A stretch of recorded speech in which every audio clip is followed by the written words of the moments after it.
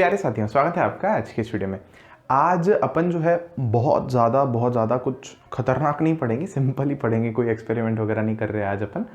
पहले तो मैं ये शुरू करने से पहले आज का वीडियो एक दो क्वेश्चंस पूछे जाते हैं जो बहुत ज़्यादा अक्सर अभी जो रिसेंटली भी पूछे गए हैं उनका आंसर कर देता हूँ, फिर आगे बढ़ते हैं अपन।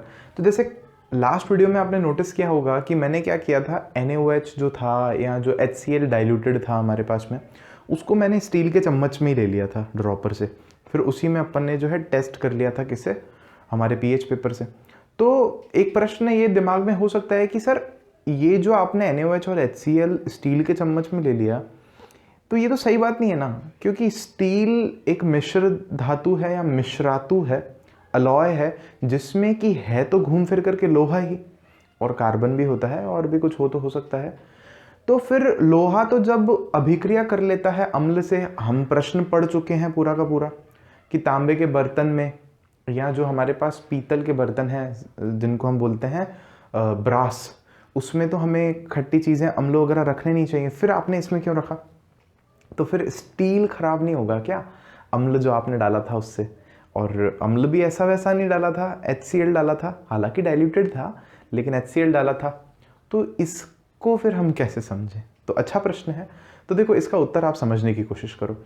हमारे को क्या प्रश्न आता है कि हमें किस में स्टोरेज करना चाहिए। क्वेश्चन क्या बनता है कि किस बर्तन में स्टोरेज करें, कि भाई अम्ल वाले पदार्थों को हम जो हैं धातु के, मेटल के कंटेनर में स्टोर कर सकते हैं क्या? ये मैं क्यों बोल रहा हूं आपको समझना। अगर स्टील का कोई डब्बा है हमारे पास में और मान लो उसमें हमने HCl डाइल्यूटेड भर के रख दिया, तो धीरे धीरे समय के साथ क्या होगा कि उसकी जो दीवारें हैं बर्तन की, वो अभिक्रिया करना चालू कर देंगी और जो संक्षारण जिसको एक तरह से हम कह रहे हैं, वो डब्बा खराब होने लग जाएगा। तो यहाँ पे वो क्यों नहीं हुआ? क्योंकि हमने रखा नहीं उसको बहुत टाइम तक। तो पहला जो संशय आपके मन में था, क्या कुछ होगा कि नहीं होगा? होगा, लेकिन उसको समय थोड़ा ज़्यादा लगेगा। तो इसलिए हमने चम्मच में लेके फिर उसको मैंने ले जाके चम्मच को ढोल दिया था, बहुत सारे पानी से धो दिया था उसको, तो वो जो असर है वो ख़त्म हो गया। तो ये एक अच्छा प्रश्न था। दूसरा एक प्रश्न बड़ा अजीब सा है। मैंने बोला था पिछले क्लास में कि है ना, जो भी हम पढ़ रहे हैं हमारे जीवन में वो कहीं ना कहीं हमारे काम में आना चाहिए। अगर काम में नहीं आ रहा है तो फिर मुझे लगता है कि वो नाइंसाफ़ी है, ऐसा कहना ज़्यादा बेहतर रहेगा। नाइंसाफ़ी है, वो पढ़ना हमारे लिए उचित नहीं है। तो बहुत सारी चीज़ें अभी आपके जीवन में ऐसी हैं जो आप पढ़ रहे हो, आपको लग रहा होगा आपके किसी काम की नहीं है, लेकिन आगे चल के जीवन में क्या पता वो काम आए। तो इसलिए मेरा एक उद्देश्य रहता है कि आप अच्छे से सीख तो लो उस चीज़ को। अभी आपका फ़र्ज़ है सीखना, तो आप अच्छे से सीखो। काम में अभी आएगी कि बाद में आएगी वो देखेंगे बाद में, और नहीं भी काम में आई तो उसका कोई नुकसान तो है नहीं। अब समझना, एक बच्चे ने मेरे से क्वेश्चन पूछा कि सर आप बोल रहे हो कि जो भी हम पढ़ रहे हैं वो हमारे जीवन में काम आता है। जैसे मान लो पीएच का तो समझ में आ रहा है कि हाँ काम में आ रहा है, इनो पी रहे हैं, कॉफ़ी पी रहे हैं, नींबू ज़्यादा खा रहे हैं, तो ये सारी चीज़ें तो काम में आ रही हैं। लेकिन गणित में आप लोग को जो साइन थीटा कॉस थीटा पढ़ाते हैं वो कहाँ काम आएगा? एक बच्चे ने प्रश्न पूछा है। तो ये उत्तर सुनो आप कि दरअसल आप थोड़ा सा ना हैरान हो जाओगे इस उत्तर को सुनकर के। ये जो फ़ोन आप चला रहे हो, जो भी सॉफ्टवेयर बने हुए हैं, कोई एप्लीकेशन बनी हुई है, यूट्यूब बना हुआ है, या ये कुछ भी जो सॉफ्टवेयर्स आप चला रहे हो, इसमें प्रोग्रामिंग होती है, आप सबको पता होगा। इंजीनियर लोग बैठते हैं, कंप्यूटर इंजीनियर, तो वो प्रोग्रामिंग करते हैं। और ये जो प्रोग्रामिंग है ना, ये पूरी मैथमेटिक्स पर टिकी हुई है। मैथमेटिक्स के जो लॉजिक्स हैं, ट्रिग्नोमेट्री जो है, वो सारी उसमें काम आती है। सिर्फ यही नहीं, बड़े से बड़े बिल्डिंग्स के जो स्ट्रक्चर हैं, जो एक रॉकेट लॉन्च हो रहा है, एक सबमरीन बन रही है, एक एयरप्लेन बन रहा है, या इतना कुछ जो हो रहा है हमारे चारों तरफ इस दुनिया में, वहाँ पे जो भी बड़े से बड़े काम हैं, उन सब में ये मैथमेटिक्स एक आधारभूत उसका एक हिस्सा है। तो अभी मैंने आपको क्या बोला, अभी हो सकता है ये चीज़ आपके काम नहीं आ रही, लेकिन काम में ज़रूर बाद में आएगी।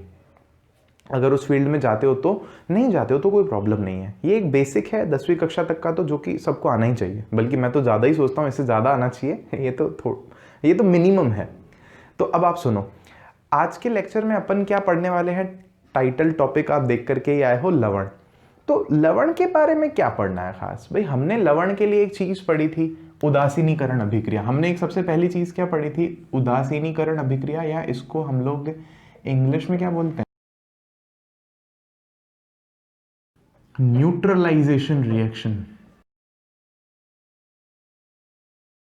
तो अब मेरा प्रश्न यहां पर आपसे है कि क्या सारे जो लवण हैं, सॉल्ट हैं हमारे पास में, वो न्यूट्रल होते हैं, मतलब उदासीन होते हैं क्या वो सारे के सारे? उदासीन होने का यहां पर मतलब क्या है कि उनका जो पीएच है वो कितने के बराबर हो? 7 के बराबर हो। उनका जो पीएच का मान है वो किसके बराबर हो? 7। तो क्या ये बात सही है? क्या हर बार सही है क्या ये बात? तो इसका उत्तर है कि ऐसा हर बार नहीं होता है, हमेशा नहीं होता है भाई। न्यूट्रलाइजेशन अगर आपको याद नहीं है तो सिंपल समझा था ना अपन ने, एसिड प्लस बेस, अम्ल और क्षार मिलकर के क्या बनाते हैं? लवण और जल। लवण बोले तो सॉल्ट और जल बोले तो पानी, H2O लिख दो, खत्म करो। तो ये चीज बनती है। तो ये लवण की बात कर रहे हैं आज अपन। अब इसी की बात करनी है अगली 2 क्लासेस में अपने को, 2-3 क्लासेस में, फिर क्वेश्चन आंसर से चैप्टर खत्म हो जाएगा। मैं बहुत कोशिश करता हूं कि मैं कम छोटे में खत्म कर दूं लेसन को, लेकिन यार मेरे से होता ही नहीं है, पता नहीं क्यों। जैसे ही मैं पढ़ता हूं तो मुझे लगता है यार ये भी बच्चों के काम आ जाएगा, जरूरी है, बताना चाहिए बताना चाहिए बताना चाहिए, ऐसे करके। तो यहाँ पे तो अब आप समझना, सारे लवण जो होते हैं ना वो उदासीन नहीं होते हैं, न्यूट्रल नहीं होते हैं। ये बात आप अपनी पहले दिमाग में डालो। अब उस चीज को अपन समझना कैसे शुरू कर रहे हैं, यहाँ ध्यान से समझो। अपनी किताब में हमें सबसे पहले क्या कर रखा है इन्होंने, कुछ एक लवणों के नाम दे रखे हैं और हमें कहा है कि आप इनके नाम हमें इनके फॉर्मूला हमको लिख करके बताओ। नाम दे रखे हैं, फॉर्मूला। तो देखो जल्दी से पहले लिख लेते हैं, फिर मैं आपको आगे बताऊंगा क्या करना है अपने को। तो यहाँ पे जैसे हमें उदाहरण दे रखा है पोटेशियम सल्फेट, तो पोटेशियम सल्फेट का फॉर्मूला होगा K2SO4। फिर हमें दूसरा उदाहरण दे रखा है सोडियम सल्फेट, तो सोडियम सल्फेट का होगा Na2SO4, सोडियम सल्फेट। फिर हमें दे रखा है कैल्शियम सल्फेट, कैल्शियम सल्फेट होगा CaSO4, कैल्शियम सल्फेट SO4। फिर है मैग्नीशियम सल्फेट, तो ये होगा MgSO4। फिर इसके बाद हमें दे रखा है कॉपर सल्फेट, तो ये हो जाएगा CuSO4। फिर है हमारे पास सोडियम क्लोराइड, ये हो जाएगा NaCl। और है हमारे पास में सोडियम नाइट्रेट, तो ये हो जाएगा NaNO3, NaNO3। और है सोडियम कार्बोनेट, सोडियम कार्बोनेट हो जाएगा Na2CO3। और हमारे पास में लास्ट दे रखा है अमोनियम क्लोराइड, NH4Cl। और भी आप थोड़े बहुत सोच सकते हो, मैग्नीशियम क्लोराइड हो सकता है, एल्यूमिनियम क्लोराइड हो सकता है, ऐसे और भी हो सकता है। इनके नाम अपने को लिखने को कहते तो मैंने आपको बस लिखवा दिए। अब हमें क्या आगे क्या बताने की कोशिश हो रही है यहाँ पे समझना, ये सारे जो लवण है ना, ये किसी ना किसी अम्ल से और किसी ना किसी क्षार से मिलकर के बने हैं, किसी न किसी एसिड से और किसी न किसी क्षार से मिलकर के बने। और वही अम्ल और वही क्षार ये डिसाइड करता है, ये निर्धारित करता है कि ये जो हमारे लवण होंगे ये अम्लीय होंगे कि क्षारकीय होंगे स्वभाव में। समझना कैसे, उसके लिए हमें किताब में एक बहुत अच्छी चीज दे रखी है, उस चीज को आप एज इट इज कहीं लिख लेना। जैसे एसिड और बेस ऐसे ही चलने दो, इसी के नीचे ही चला रहा हूं मैं यहाँ। चलो एक बार और मैं लिख लेता हूं यहाँ पे अम्ल, और यहाँ पे मैं लिख लेता हूं क्षार, और यहाँ पे उनसे बनने वाला लवण। ये चीज आप नोट कर लेना। तो पहले हम कह रहे हैं कि भाई अम्ल में हमारे पास में 2-3 कैटेगरी है।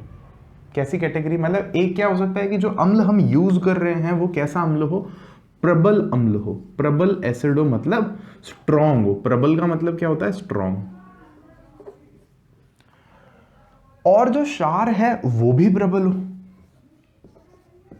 अगर ये केस होता है ना, तो जो लवण बनता है वो कैसा होता है? वो कैसा होता है ध्यान से देखना यहां पे, वो होता है हमारा उदासीन या न्यूट्रल, या इसको मैं बोल दूंगा न्यूट्रल। न्यूट्रल का मतलब अब आपको पता ही है, पीएच कितना होगा? लगभग 7। लेकिन अगर क्या हो, मान लो एक केस है हमारे पास में कि अम्ल हमारे पास में कैसा हो, मान लो प्रबल हो, स्ट्रॉन्ग हो, लेकिन जो क्षार है वो कैसा है हमारे पास में? दुर्बल हो। दुर्बल बोले तो वीक हो, तो फिर क्या होगा?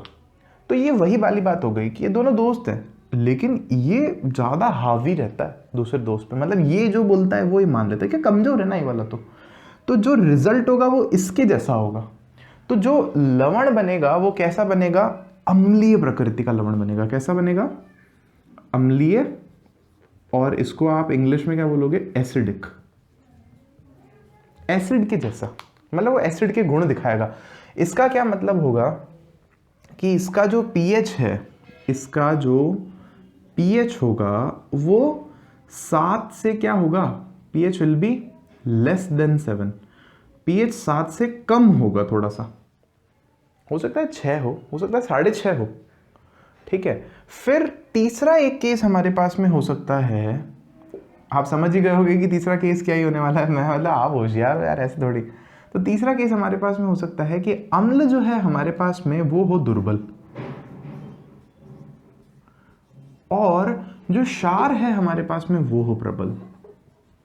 ये स्ट्रांग है, ये वीक है। तो फिर क्या हमें रिजल्ट मिलेगा? तो हमें जो भी लवण मिलेगा वो क्षारकीय होगा स्वभाव में, क्षारकीय होगा। और क्षारकीय को बोलोगे आप बेसिक बोलोगे, और एल्कलाइन बोल सकते हैं वैसे चाहे तो। और पीएच जो है इसका वो ज्यादा होगा 7 से। ये बात समझ में आई? तो ये 3 केस हमें हमारी एनसीईआरटी में दे रखे हैं, हमारी पुस्तक में दे रखे हैं। इसके अलावा एक चौथा केस होता है, उसकी हम बात यहाँ नहीं कर रहे। दे नहीं रखा है, क्यों करे फालतू, जो दे रखा है वो तो कर ही लेना। तो अब हमें किताब में कहा है कि ये जो लवण अपने को लिखवा दिए ना यहाँ पे, इनके बारे में आप ये पता करो कि ये कौन से अम्ल और कौन से क्षार को जोड़ने से मिलकर के बने। अब आप सोचोगे सर उससे फिर हमको क्या करना? तो उससे हम ये पता करेंगे ना, अगर अम्ल प्रबल प्रबल थे, स्ट्रॉन्ग स्ट्रॉन्ग थे, तो फिर जो लवण बना होगा उससे वो उदासीन होगा। तो हम बताने की कोशिश करेंगे कि इनमें से उदासीन कौन सा है और इनमें से जो है क्षारकीय कौन सा है और अम्लीय कौन सा है। तो वो चीज़ जानने के लिए ये चीज़ समझना जरूरी पड़ जाती है हमें। और उसके अलावा एक छोटी सी और इन्फॉर्मेशन इस क्रियाकलाप में हमें एक्टिविटी में दे रखी है, देखना समझना। समान धन या ऋण मूलक वाले लवणों को एक ही परिवार का कहा जाता है।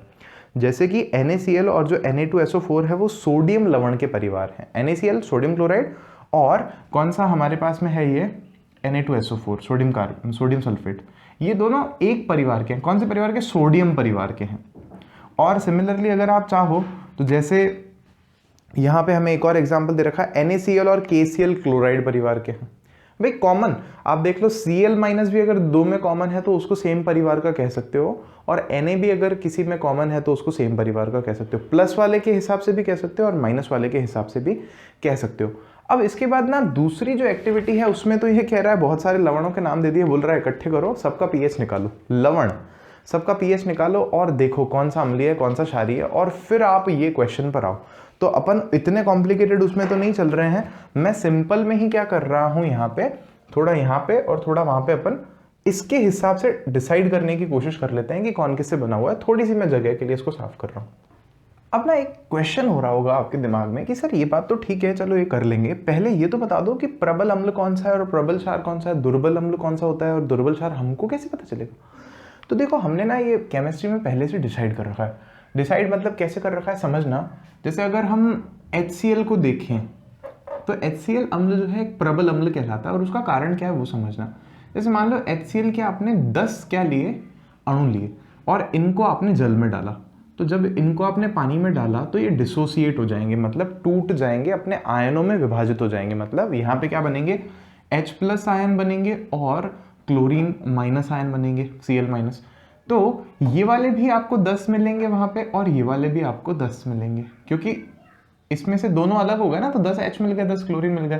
तो वो अम्ल जो पूरी तरह से अपने आयनों में विभाजित हो जाते हैं, विभक्त हो जाते हैं तो एक विलेन में, उनको हम लोग क्या कहते हैं, प्रबल अम्ल कहते हैं जल में, अगर उनकी बात देखें तो ये हो गया हमारे पास में स्ट्रॉन्ग का एग्जाम्पल। अगर हम दुर्बल की बात करें, वीक की बात करें, तो उसका एक बहुत सिंपल एग्जाम्पल है हमारे पास में विनेगर। विनेगर बोल लो या सिरका बोल लो, अपन पहले भी पढ़ चुके हैं इसके बारे में कार्बन वाले चैप्टर में। घर पे खाते हैं अपन सिरका, विनेगर आता है ना, अचार वचार में भी डालते हैं, काफ़ी सारी डिशेस में भी डलता है। तो विनेगर का फॉर्मूला अगर हम देखें, उसके अंदर अगर कौन सा एसिड होता है हम ये देखें तो वो होता है इथेनोइक एसिड, CH3COOH। तो अब इसको जब हम पानी में डालते हैं, देखना ध्यान से समझना, तो मान लो आपके पास 10 अणु हैं इसके और आपने उसको पानी में डाला। 10 अणु तो लेना बहुत मुश्किल है, ये अपन समझने के लिए ले रहे हैं केवल और केवल। तो होगा क्या यहाँ पर, CH3COO अलग होगा और H+ अलग होगा। मतलब मैं यहाँ लिख देता हूँ, ये एसीटेट है हमारा CH3COO- प्लस में अपने को मिलेगा H+ आयन। तो अब होता क्या है यहाँ पे ध्यान से समझना कि 10 टूटते नहीं है 10 के 10। मान लो 2 तो क्या होते हैं, टूटते हैं, 2 ये मिलेंगे 2 ये मिलेंगे आपको। बाकी जो 8 है ना वो टूटते तो हैं, लेकिन ये जो आयन है ना ये अकेला रह नहीं पाता। बोलता नहीं मेरा पक्का दोस्त है हाइड्रोजन, उसी के साथ रहूंगा मैं। तो ये क्या करता है, वापस से उस पानी में हाइड्रोजन से जुड़ जाता है। मतलब स्थायित्व इसका किसके साथ ज्यादा है, हाइड्रोजन के साथ ज्यादा है। तो ये अभिक्रिया इधर भी होने लग जाती है फिर से। तो होता क्या है, टूट भी गया ना मान लो, तो वापस से जो 8 होते हैं इसमें से 8 जो हैं वो तो वापस से जो है CH3COOH बन जाते हैं। तो ऐसे फिर अम्ल को हम लोगों ने क्या नाम दे रखा है, वीक एसिड जो है नाम दे रखा है। अब आप अगर इंटरनेट पर सिंपल ढूंढोगे कि स्ट्रॉन्ग एसिड की लिस्ट चाहिए, वीक एसिड की लिस्ट चाहिए, स्ट्रॉन्ग बेस की और वीक बेस की लिस्ट चाहिए, तो पूरी लिस्ट मिल जाएगी आपको। मुझे एक एक के बारे में बताने की जरूरत नहीं है आपको। तो वैसे ही अगर हम स्ट्रॉन्ग और एसिड का कुछ एक का एग्जाम्पल देखें तो हमारे पास जैसे मान लो कि H2SO4 होता है और हमारे पास में HNO3 होता है, और अगर हम लोग इसके बाद में स्ट्रॉन्ग बेस की बात करें तो जैसे KOH हो गया, वैसे ही सुन लो KOH हो गया, NaOH हो गया। तो ये भी क्या है कि जलीय विलयन में पूरे टूट जाते हैं, सारे आयन जो हैं टूट करके और आयन बना के अपने लिए काम में आ जाते हैं। जबकि जो दुर्बल क्षार होगा, वीक क्षारक होगा, वीक बेस होगा, वो क्या करेगा कि सारे आयन उसके टूटते नहीं है। क्लियर हो गई बात आपको? तो अब देखो समझो, कुछ एक अपन एग्जाम्पल ले रहे हैं, इस जगह पर अपन एग्जाम्पल ले लेंगे। तो देखो सबसे पहले मैं जो है सबसे सिंपल एग्जाम्पल ले रहा हूं आपके सामने, और वो ले रहा हूं मैं NaCl का, अपने घर पे जो नमक होता है इसकी बात कर रहे हैं अपन यहाँ पे, इसको कंसिडर कर रहे हैं पहले। देखो हमें बताना है NaCl जो है इसका स्वभाव कैसा होगा, उदासीन होगा, अम्लीय होगा कि क्षारकीय होगा। तो सबसे पहला स्टेप क्या है ये करने के लिए, हमें इसको तोड़ना होगा, इसके आयनों को देखना होगा। और आयन भी क्यों देख रहे हैं, हमें ये पता करना है कि ये कौन से अम्ल और कौन से क्षार से मिलकर के बना हुआ है। तो अगर हम Na+ को अलग करके देखें, Cl- को अलग करके देखें, और हम ये सोचें कि यार जब अम्ल और क्षार दोनों जुड़े होंगे तो लवण तो बना ही था, लेकिन पानी भी तो बना था ना साथ में। मतलब सोच लो मन में कि यार पानी भी था वहां पे, बने थे जब ये। तो पानी जब बना था तो यहां नोटिस करो कि पानी के भी तो आयन रहे होंगे ना, एक H+ रहा होगा, एक OH- रहा होगा। तो अब ये पहले, मतलब ये बनने से पहले ये इन्हीं के साथ जुड़े हुए होंगे। तो आप देख पा रहे हो हाइड्रोजन क्लोरीन के साथ जुड़ा हुआ होगा, तो HCl रहा होगा अम्ल, और जो OH है वो हमारा Na के साथ जुड़ा हुआ रहा होगा, तो क्षार क्या रहा होगा, NaOH। तो मतलब वो अभिक्रिया क्या रही होगी, HCl प्लस NaOH से आपको क्या मिला होगा, नमक मिला होगा NaCl, और जो है आपको पानी मिला होगा। तो अब आप यहां कह पा रहे हो कि अच्छा ठीक है, हो सकता है कि जो नमक है वो किससे किससे मिलकर के बना है, HCl अम्ल से, NaOH क्षार से, बेस से। और अगर आप नोटिस करो तो HCl कैसा है, एक स्ट्रॉन्ग एसिड है, और ये कैसा है, ये भी एक प्रबल क्षार है। तो दोनों प्रबल है। तो इसका मतलब NaCl जो है उसका जो स्वभाव होगा वो कैसा होगा, उदासीन होगा। तो मतलब pH का मान अगर इसके पानी में अपन डालें तो बहुत बड़े चांसेस हैं कि लगभग 7 ही आएगा। ये बात क्लियर हुई आपको? फिर उसके बाद में कुछ एक और हम लोग एग्जाम्पल ले रहे हैं, और वो एग्जाम्पल है जैसे हमारे पास में एक है CH3COONA।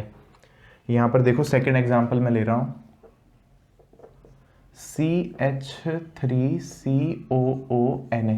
इसके बारे में अगर याद हो तो हमने कार्बन वाले चैप्टर में पढ़ा था, लेकिन अभी चलो उसमें भी नहीं जाना, हमें तो सिंपल फॉर्मूला देखना, तोड़ना है उसको। तो CH3COONA है, ये भी एक क्षार, ओ सॉरी क्षार नहीं, लवण है ना, लवण है। तो इसको भी पहले आप क्या करो, विभाजित करो। तो सबसे पहले आपको मिलेगा CH3COO माइनस, और दूसरा आपको यहाँ क्या मिलेगा, Na plus. Same hydrogen water वाला तो यही चलेगा, तो इस चीज को मैं बार बार नहीं लिख रहा हूं, आप मान लेना कि ये हर जगह है।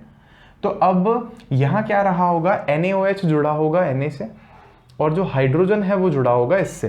तो आपको क्या देखने को मिलेगा कि यार ये क्या रहा होगा, CH3COOH रहा होगा, और ये रहा होगा NaOH।